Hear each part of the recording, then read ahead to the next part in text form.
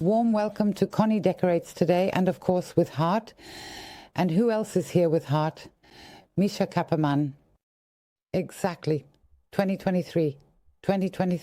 And once again, the next winter decoration with a few daffodils.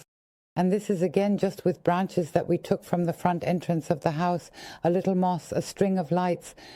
If you dear ones want to know how this decoration works, feel free to stay tuned because we will show you. Now the things we need today are right here, and it's really great for spring, for a spring atmosphere. Oh gosh, I can hardly speak today. For those who know our films or have watched them before, you might recognize this lantern. It's a rust lantern that gets redecorated from time to time. It's perfect because it has a great height, and these decoration ideas are suitable for any size you have. It was broken, it had a pane that was damaged, and that's actually super optimal, especially here with our early bloomers. And I have quite a few daffodils, I have hyacinths, and the little winter aconites are underneath, also really beautiful. Then I just found some ivy, which was in a decoration that was a bit abandoned. I would like to decorate this today with, I have the first piece from the entrance, which we had in the winter or Christmas decoration. Then I also have this rusty container. We still have a bit of sand from the sandbox in it. I also have an old, well, a decorative element, a rusty decorative element. It's not really old, but it always got wet outside, which is perfect for this decoration. Then I have a bundle of string lights. This is an outdoor set with 160 lights, and it's really optimal for today. And that's actually it. I would say we're starting now. Micha just asked if it's coming forward to the entrance.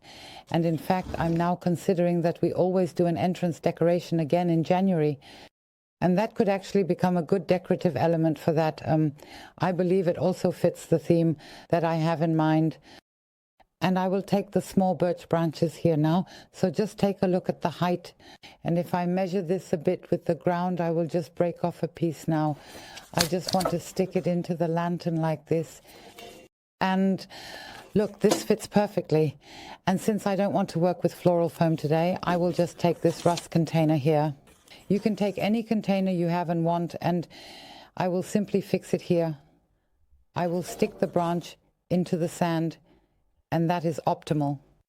And I have branches here, and you can create different heights. Micha, can you see it? I would just turn it this way. I just need to work on it a bit. And I am now creating different heights and just want to create a little forest atmosphere with it. What is optimal is if you have branches that extend out to the side, you can naturally insert them in here wonderfully so that they also come out of the lantern. So not just in the lantern, but the decoration also comes out a bit from this decorative object. And I will now take a few small branches here. What I want to do next is for you to see what is easier for you. If you have a rough idea of where the branches will go, you can take your branches. And here is the bundle optimal. We have here, I believe, that there are always 8 strands. And if you have a string now, meaning a single long one, you need to take a branch and wrap it with that, always leaving a little space. When you place it in the ground, you should have a distance and then continue wrapping with the next little branch.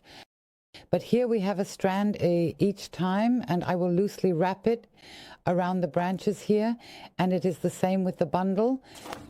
You can't just attach the next branch right away to the bundle down here like this one, but I would simply take away a piece, I don't know, about 10 to 15 centimeters, because then you have enough space and distance here to decorate them with some spacing. And here I will again go around with my wire. I now have a 2-pronged branch that I think is still relatively good, and this is the rest, which I find optimal because I will simply place it back here, and the container with the sand I will place in front of it. This means it has great stability and holds up in the back without any other supports. Now I take my little branches that we just wrapped a bit and I set the battery compartment aside for now. Now I start to decorate the first one with the lights nicely. It is a bit longer, so So I push the sand in a little bit here, and now I just check that I can fit the first one in here perfectly. I will turn it again. I just need to push it in a bit. And look, you can still add a bit of sand here for stabilization, but it is really super stable. It holds perfectly, absolutely wonderful. Now I have a small branch here that I will also set aside, just like I have 3 more strands that I will set aside as well. And I will also set the battery compartment aside for now, because we will need it later for the rest of the decoration. We have all the branches in, and now the early bloomers are coming. I have a few daffodils here from my last decoration ideas. I actually had a few bulbs left over, and I will just take a bit of moss here. This is wonderful because it is very nicely moist, and I will just place it down now. Take an onion. You can also peel off a bit of the roots and place it around here. We recently made a woven basket, and it is really beautiful. As I said, this is also made with this wrapping wire, and it's starting to rust now, and that's really nice. It looks really great, and I really like it. Just a little feedback. And if you have a metal rod, it is of course much more stable than a bamboo stick like we did. But as I said, we didn't have one, and it is still wonderful this way. It is protected here on our terrace, and now I will also take the wrapping wire.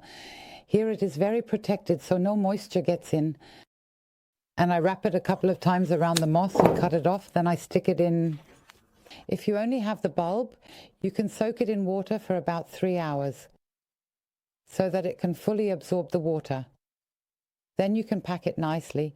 This is also how you do it when growing them, and I think that's wonderful. Just look at how beautiful it looks afterward, simply placing the early bloomers with the moss inside.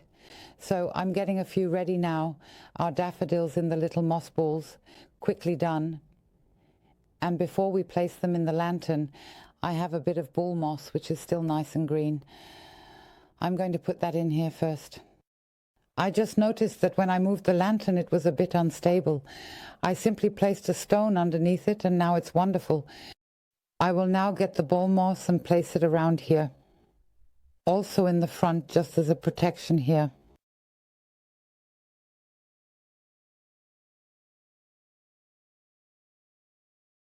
And a bit of natural moss. Plate moss is simply used here to fill in the gaps, and now you can create a wonderful natural decorative atmosphere with your daffodil balls. Just place them in like this, and it looks so beautiful as they rise up and blend in with the first ones. Simply fantastic. I think I can remove something here. I want to add a little more in the front because there was too much moss. You can wonderfully incorporate it here and either use the other moss or a bit more bole moss, whatever you have, just stuff it in the middle. It's totally beautiful. You can also see the rust pot here. I really like the little handles when you have several elements. In the back, I also have a daffodil that will rise beautifully, and I think it's already wonderfully filled. The battery compartment could be beautifully wrapped with jute, but I think I can just store small twigs back here where there's still space.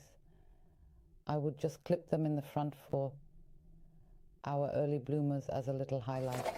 You can place them either in front or behind, and I think it's actually wonderful. The last strand here, I will just wrap around my handle once because I also have this rusty element, the magic forest. I will now remove the old jute ribbon and would like to add it back in on the side. I won't take it off, I just cut it once. I'll make a knot here again because I think visually it's perfect. And it has a really nice vintage look. The little twists can either be incorporated again or pushed in a bit more to set the scene. And the cherry on top from our garden is quite thick. I hope I can get it through.